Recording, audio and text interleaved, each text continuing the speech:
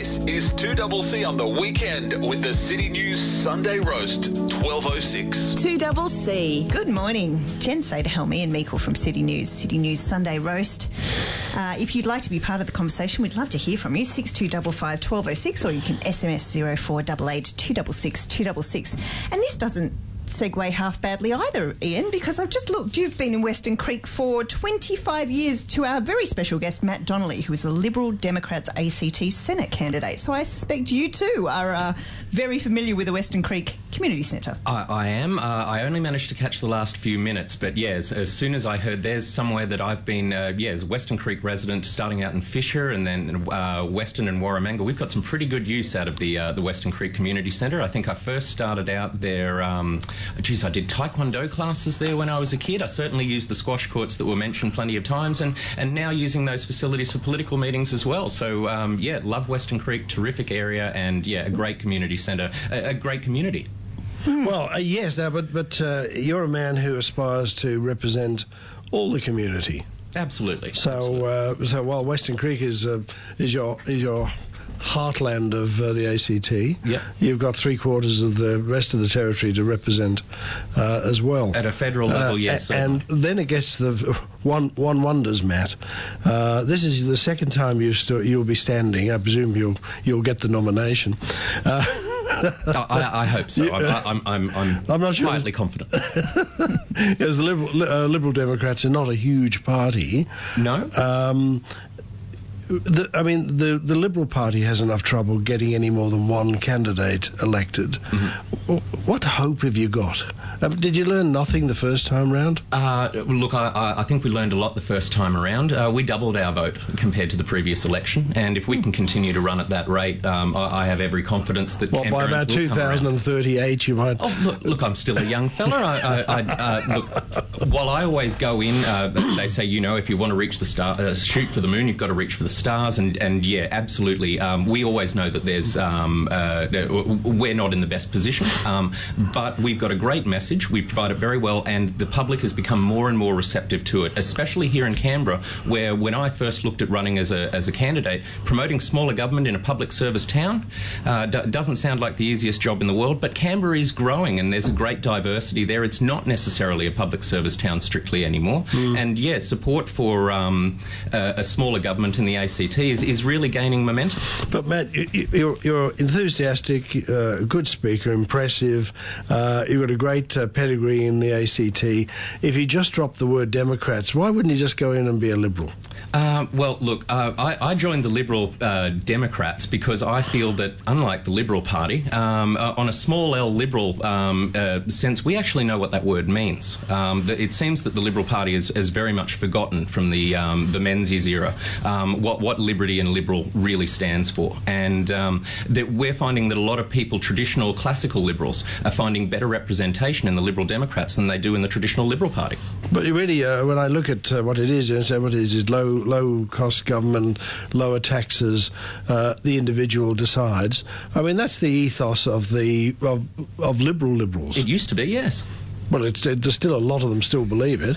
Look, I think that anyone that you speak to, certainly at a federal level, would say that Liberal and Labor are becoming very much the same, and that it's harder and harder to tell the two apart policy-wise. Certainly, there are a lot of people that are coming over from the Liberal Party to the Liberal Democrats, complaining that the Liberal Party now is a big government party. It likes to turn government in an enormous amount of bureaucracy, and that really runs contrary to the Liberal philosophy. Well, that's a curious observation when you said that Labor and Liberal are arguably on policy indistinguishable, because the criticism and the maladies that are affecting the Liberal Party seem to be that the Conservatives want to keep dragging the Liberals further right, and the argument with Shorten and his union background is that the Labor Party is heading a little more left, where the centre is where the spoils always have been for Australian politicians. Yeah.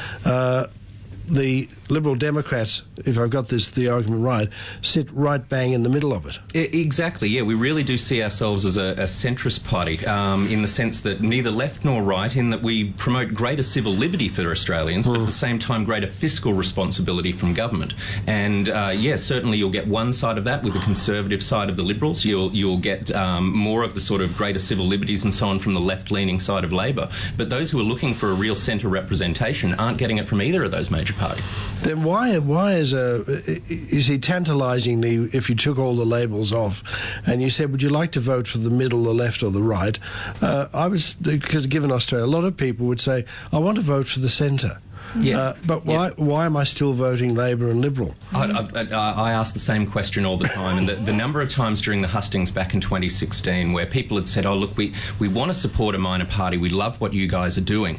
I used to be a Liberal supporter and then I switched to Labor, but now I'm disenchanted by both. But when I look at voting for a minor party, I don't want to throw my vote away. And I said, well, it sounds like you already have. It sounds like you've been doing it for years. Obviously, you've seen a policy platform that does represent your views. Have a punt, have a go, because it's only through people making that transition and not viewing it as throwing their vote away with a minor party that these parties get up. And you only have to look at the Greens to see it can be done. Yes, and I actually want to come back to this because, interestingly, and again, you had a meeting the other night where you did politics in the pub, where you got a lot of those small parties together to answer questions for people who perhaps are, as you've just aptly put, throwing their vote away for whatever takes their fancy on the day. And we'll come back and talk about that in just a moment. 17 minutes to 11, it's the Sunday Roast on 1206 2CC. El Devo return to Canberra on their timeless tour.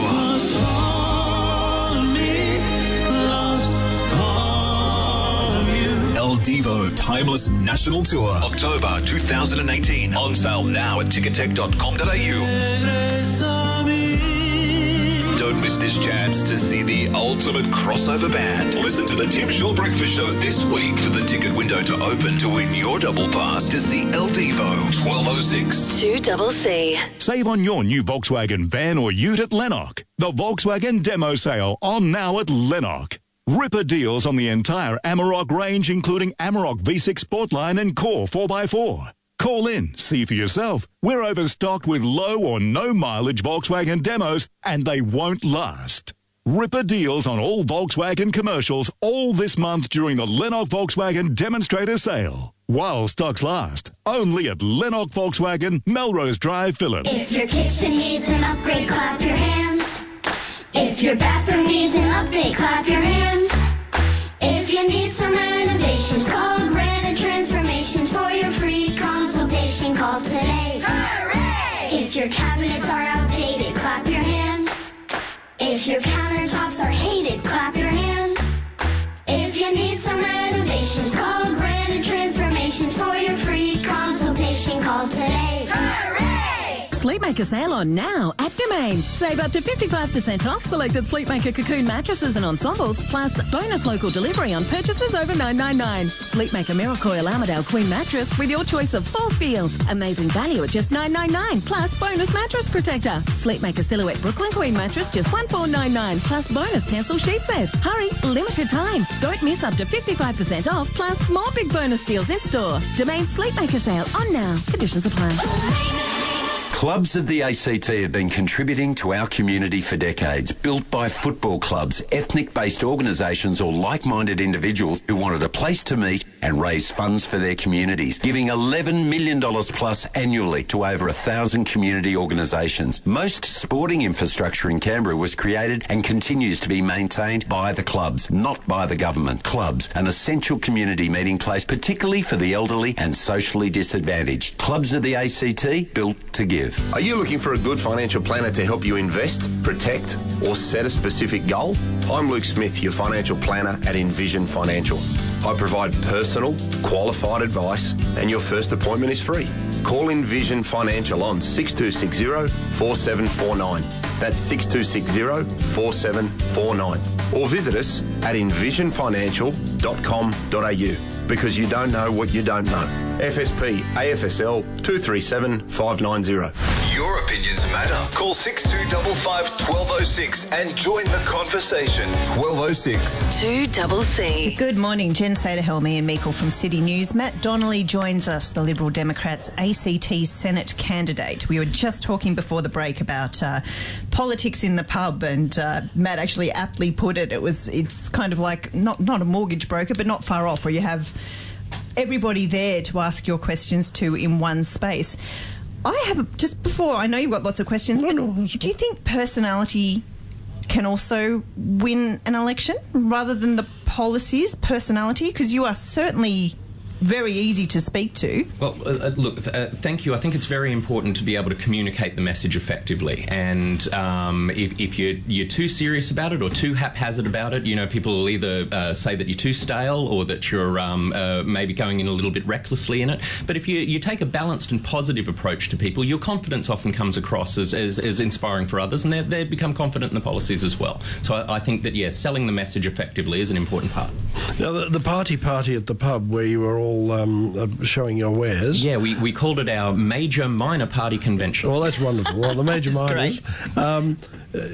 That appeals to people who may have an open mind and will go out and give it a shot and shop around and look for policies or positions that they best identify with. Mm-hmm. You would know as well as everybody knows there are people who just, I vote Labor because I've always voted Labor, yep. Which kind of knocks out all the hard work that you may have done to get one vote.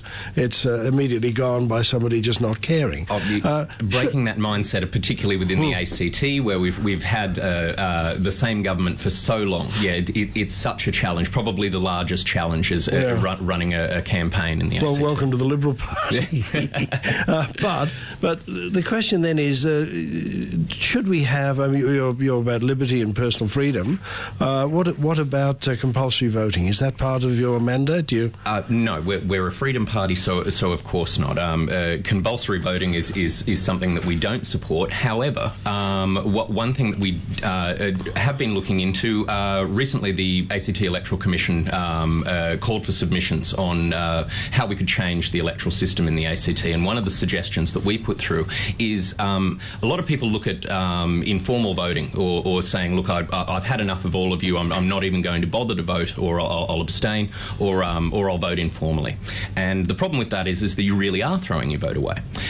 We've suggested a concept of a voter protest, a none of the above, and it actually being a registered ticker box on the ballot paper. Basically, this is a chance to make it's not throwing your vote away, it's a formal protest. What people are able to do is register their dissatisfaction with all of the above. There is no one on there, whether it be a person, a party, a policy, a platform, that suits them. The great thing about this is that information can then go back to the parties and they can realise we're not representing the people, we're not doing well enough. So that would be a conscientious way of protesting. Yes. That would be recognised as a characteristic of the voting pattern. Exactly. As opposed to just people tearing up or scribbling. And yes, which is really a waste of the democratic system. It doesn't tell you, instead to be able to reap that knowledge and say, here is where we can make some corrections and move on for the next election. Funny, I don't know if you heard this story, but there's an Egyptian footballer, and when they had the recent Egyptian elections, he was not obviously on the ballot at all, but he got the most votes where people ticked that. And effectively, it's not far off the same as what you're suggesting. That's just saying I'm not satisfied with either. Yes. So there's no reason that people should feel that what they're presented with are the only options. They can motivate and challenge the parties to come up with better options for them. But when you rise up and you head off to the pub for the major minor convention. Minor majors? Major minors. Yeah. Conventions. You represent the Liberal Democrats. Yes. We've had the Australian Democrats, Matt. Mm-hmm. Smaller parties often just, they just shoot like stars and then they fall out of the sky to the ground. Yep. What's the future? Look, there's no saying that it isn't a challenge. However, the job has been made easier by the performance of the major parties over recent years. As we all agreed during the convention, all of the minor parties together, this is the best shot we've had in a long time. Really, the turnout that we got was we all sat together, and the purpose of the convention was to really promote minor parties as viable alternatives to the majors, and to come up with techniques on how we might further promote ourselves. And the answer was staring us right in the face. It was standing room only. The audience had come in and really did view it as a convention or an expo where they were able to go really from stall to stall, party to party, shopping for the policies and platforms that suit them. And obviously from that turnout, people are ready for a change. They're ready for other options. I mean, your fellow travellers were, I must because I haven't heard of the Australian Progressives, the Reason Party, ACT, I'm not sure what they stand for. Formerly the Sex Party. Sex Party, yes. Oh, that's right. Oh, we know what they stand for. Yes, we do. Sustainable Australia and yourselves. Is there any commonality between the lot of you? Are you likely to preference across? Look, is there we any strength didn't in get doing that far, and I think that we stood out best by our differences on the night. It wasn't an idea of forming a coalition as such in any direct sense, but more about working together on techniques that any of those parties can share to raise our profile in general, in the ACT and nationally. And I think that we worked really well getting feedback from the audience about what they were after, so that we were able to cater as best as possible. Were you shocked, A, at the turnout, and B, at the attitude of people? I don't want to... I would like to say that I was not surprised, but my suspicions were confirmed that these people have been waiting and waiting for this type of representation, and that having everybody together in one group was really what made the difference. Each of us have our own social meetings and our functions and so on. Of course. Yeah. But, all of us combined together was an even more powerful force. Would you do it again somewhere else? Well, very much looking forward to doing it again. We hosted last time. I'm sure that one of the other parties is keen to do so, and I hope it only grows with more and more steam and momentum. Campaigns don't come for free. Nope. No. How do you fund yours? With great difficulty, and being very, very careful. The techniques that are used by the major parties are simply not available to the minors. We're not going to be able to do TV advertising and so on, but what we can do are actually the most effective forms of marketing. Nothing beats door knocking. Nothing. And social media is extremely friendly, yes. Yep. Social media gives us a chance at very low cost to interact directly with the public, to have a public audience and a debate going night after night, day after day. And one of the most important things with a minor party is to campaign even when there isn't an election on. And we really feel that we have never stopped door knocking and campaigning since election day 2016. We had one night sleep in, and then we just went straight back into it. You've got to work hard. I mean, you got a bloodied nose at 2016. You've gone back out. You're saying you went out straight away, and you were straight back into it, using shoe leather to go round the block. Yep. Getting the door slammed, being attacked by dogs, and all the other as much time as we can get, and our social functions and so on have been going from strength to strength. One of the things that we also do is the ACT Legislative Assembly is constantly having select committees on various issues. Not only is it about public speaking, but also our submissions and so on. We've done submissions to the AEC, as I said, on electoral issues. End of life choices is a major one as well, and something that's very much close to my heart. There's a drug strategy action plan that we've recently made submissions on, and these are all different ways that we can raise our legitimacy. And we've also done that through our social meetings. When it comes to euthanasia, we've recently had Labor MLA Tara Chain come and speak to us about that, because that's something where we've got a common policy. We've had Mark Parton come around and speak to us about greyhounds and housing and policies that we share there. And believe it or not, considering the relationship between the Liberal Democrats and the Greens, at least at a federal level, we'll be hosting, and very pleased to be hosting, Shane Rattenbury next month to talk about legalisation of cannabis. But you could lose some of your members to another party. They're pitching, aren't they? I think that talking together about different means to achieve the same end, it really does... look, there's always that possibility, but what is more likely is that we merely just raise the profile of the minors by playing nicely with majors. Has anybody invited you back yet? Have you been invited back?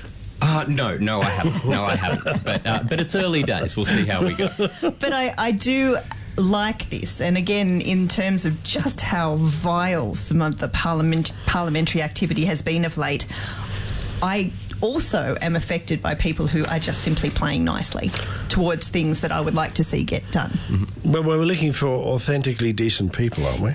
Yes, you're not an apparatchick. No, I wouldn't say so, no. You've not come out of a minister's office at anywhere in your life? No. He is a competitive pool player. Well, I was going to get to that, yeah. we have very little time left, actually. That's quite impressive. I love the side things that we find out with various of these people who comes in. So competitive pool player was unusual to put in there, but nightclub DJ for about 13 years. Worked at or volunteered at 2XX for about 8 years. Hosted a radio program there, so community radio in the ACT is a big part of my life as well. Yep. And you've got a wife socked away somewhere. Yes, my partner Katrina, and she was also heavily involved in the 2016 election, a great support to me, and is now president of the ACT branch of the Liberal Democrats. I mean, do you ever sort of look at each other dewy-eyed and say, honey, we could go out for a nice lunch or we could go door knocking? Look, for the most part, she leaves the door knocking stuff to me. Oh, she does? I think that's a good move. Simply because, there's the candidate and then there's the executive, and they're kept very much apart. And also, it means that with our different roles, I suppose there's less fights and bickering that way. We have to wrap things up. It is 3 minutes to 11. Matt, thank you so much for sharing your time with us this Sunday morning. The news with Beth is next, and then David Kilby is going to join us with some very unusual and dubious music choices.